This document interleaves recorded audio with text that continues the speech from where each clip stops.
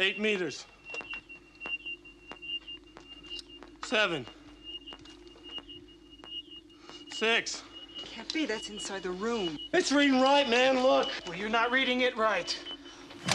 That scene alone is enough to justify why Aliens is a fantastic film. So everyone, welcome back to the channel. Today we're going to discuss why Aliens is utter perfection, how it holds up, the amazing cast, and just everything that it does extremely well. So let's just deep dive into it. So let's break down that opening scene. What I feel like Aliens does extremely well is build tension. Everyone knows what is coming because this is the sequel, and we know what aliens are pretty much capable of, what the xenomorphs are capable of, essentially. But what makes the tension really build up is adding subtle things such as timers, awareness, when they're approaching, and having the unknown be what builds attention. Now, this can be done by several different ways. Sometimes it's done with music. Sometimes you take away the music in a horror film, such as, let's say, Halloween or Scream. You kind of have a build-up of a crescendo, and then it stops, and then you're waiting for the big clash. What Aliens does well is it takes such a unique approach to this by having multiple ways to signal when the alien is close by, how they're tracking. But even towards the end of the film, as they're building tension of when they're going to be rescued, of how long until they can escape, there's a constant timer and pressure that is put in the film that creates incredible pacing. But it doesn't just stick to one thing, is that it keeps it diverse and interesting. Which is another fantastic thing that this film does well, is that it's organically a diverse cast. The cast itself is extremely diverse, and this was a film that was created in 1986, which makes it even more interesting compared to what we see the problem in modern Hollywood and cinema. Maybe at the time this was forced, I don't know, but it is done so well that it doesn't feel intrusive, that every character fits the way they're supposed to, and the story is moved along accordingly. We'll talk about that even further. Ripley makes a fantastic woman in power. I think one of the strongest female protagonists, especially at its time, going from the first Alien to the second. Now, I know later Aliens takes an unfortunate turn where it just doesn't really hit as well. And while Ripley does become the main protagonist that we all love, there is the problem of, I guess, the why later, and the story becomes convoluted and kind of loses its overall mission statement, I guess you can say. Ripley is just one of those characters that whenever they speak, they command presence in the room, and you're just in awe of their demeanor. And it doesn't feel forced in a negative way, or that it's trying to make some sort of statement. It's done so because Ripley and the actress Sigourney Weaver is adding a lot of interesting elements of just character development and just power behind the character that is just natural. This character cares. That's when I say natural character development of what they're fighting for when it comes for Newt, when it comes to fighting for survival, when it comes for ensuring that this doesn't spread. Their mission is just so clear, and because of that, it creates this perfect scaling and clear goals, and we have something to root for. We're rooting for them because they essentially have the whole human race at the palm of their hands, and they become our superhero, and that's amazing. Now, when we say perfect scaling, we talk about where things become too big for themselves, but what Aliens does well is that it's in an enclosed space. You understand where the tension is and what the limitations are of this specific area. Sometimes when you go too big, you always want to go bigger for a sequel, or the whole trilogy, you always want to go even larger, but sometimes you miss the intention or the goal, or sometimes things can get a little bit ridiculous. I mean, of course, you know, running around with aliens can be a little bit ridiculous, but whenever you keep things in such a tight area and you know that there isn't room for interpretation of how many different ways things can go, then it really helps box things in. There's so many movie examples where things take place. One of my favorite films is Dog Day Afternoon, where the whole movie pretty much takes place with the robbery of a bank in just one location. It doesn't open it up. It doesn't go outside. It doesn't hear the backstory where things were going in like a negative way. It just keeps things all in one spot without overloading it. And because of that, you're able to learn about each of these characters. You start to learn of each of these characters' intentions, whether they're positive or whether they're negative. You know, such as, you know, the company's interest here being malicious, or if somebody just wants to get out, or how proud they are of being a soldier, and, you know, just all those things. Like, it becomes very clear who and what and everyone is in the room, and because of that, the scaling just feels just utter perfection. And if you watch this film, you'll know what I'm talking about. It's like you get time to kind of live and breathe with each person. And I think the problem with some of the modern day films that we see is that you don't get a chance to fall in love with any of the characters or hate any of the characters.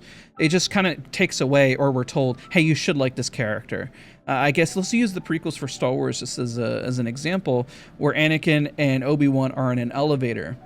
And then they state, oh, remember that one time? Oh yeah, that was pretty crazy. But we're not shown that. And we're not given that context or history. We're just supposed to automatically assume that there is history here, but we see all the history from the first time interaction of most of these characters. I'll give an example. When Sigourney Weaver is on the ship and they're just pretty much landing, and they're asking, how many flight simulations have you had? And it leads up to where you see that falls apart later. Like, how many missions have you run through? And you see who's confident in this mission. Everything, when you see good writing and the perfection and clear goals, everything in the movie is there for a reason. Even when you see Sigourney Weaver's character, you know, operate the machinery, that comes into play later in the movie. That is just great storytelling. It didn't have a no reason. It had a reason to be there. And you always feel like, as a viewer, that your time is respected. And I love that. And because of that, it's well shot. The darkness is there. You know, everything could be lurking at any which corner. It doesn't feel too bright. It feels claustrophobic, if you will. It feels isolated. It feels gritty, real, scary. And because of that, you know, it lends itself to be a fantastic film. It holds up to today's special effects. The special effects are all pretty much, I don't think there's much use of CGI here. There might be a few instances, of course, but it's so light that it still holds up. And I guarantee in another 50 to 70 years, we're going to look at this movie and say, wow, that still just feels so real and organic, because everything was approached in a authentic way. And that authenticity really reads on screen for the gruesomeness and the grittiness. And it adds to, when you're looking at these shots and when they're in specific areas, how just frightening it would be just to be in the situation. But at the end of the day, I mean, we have such a list of genuine characters to attach to. And some of them, you know, don't last as long, and some of them do. But you kind of already know who is what and why, and that they're not necessarily caricatures. And some of them you could argue could be. But as the film keeps going, you start to realize some of the depth that is created, such as even Bill Paxton's character, of why he's there. I mean, he's a very genuine person on screen, and it just reads for a lot of these characters. Even at the start, maybe they're a little bit over the top, but as they get more grounded and they're put in this, you know, aliens life and death situation, it creates something that is just amazing and unique. I really feel that this is extremely difficult to replicate, and the reason I'm making this video is because Alien Romulus is out. Actually, I might have accidentally mispronounced. I'm just gonna leave that in. I want to go see it. I actually have been rewatching every single Aliens movie. I saw Alien, Aliens 2. Unfortunately, I rewatched Aliens 3 and 4, and then I've been watching Prometheus and Covenant.